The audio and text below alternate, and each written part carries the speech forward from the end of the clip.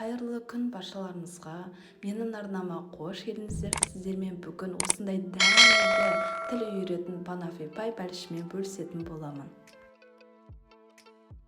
Алдымен ұнымызды електен өткізіп, бөлме температурасындағы сары майымызды салып, крошка жасап, қолымызбен үгілмелі тесто жасаймыз.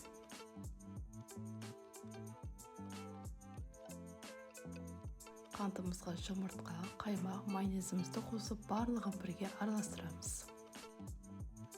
Ұнға разрыхителді қосып, жұмыртқамызды салып, барлығын илейміз. Илеген қамырамызды тоңазытқышқа 30 минутқа қоямыз.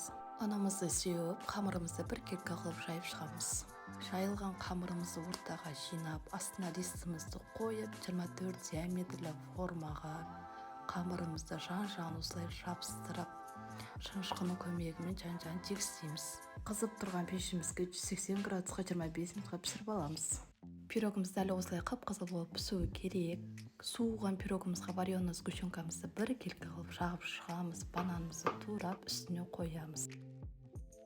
Келесі кезекте кремімізді дайындаймыз. Қант ұнтағын және де творожный сыр, 33% сливкімізді қосып, барлығын миксерлейміз.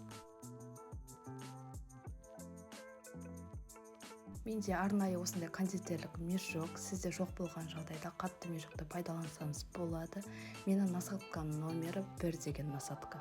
Кремімізді салып, пирогтың бетіне осылай әсемдеп шығамыз.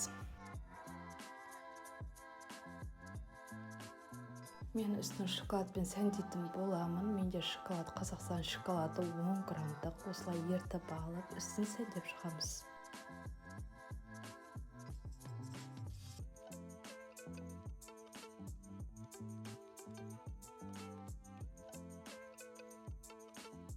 Мінекей достар, осымен панафипай бәлішіміз дайын болды. Дәмі тіл үйіретін торт секілді ауызда ериді.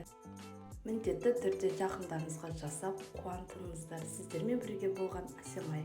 Менің арнама жазылыңыздар және де пікір қалдырыңыздар.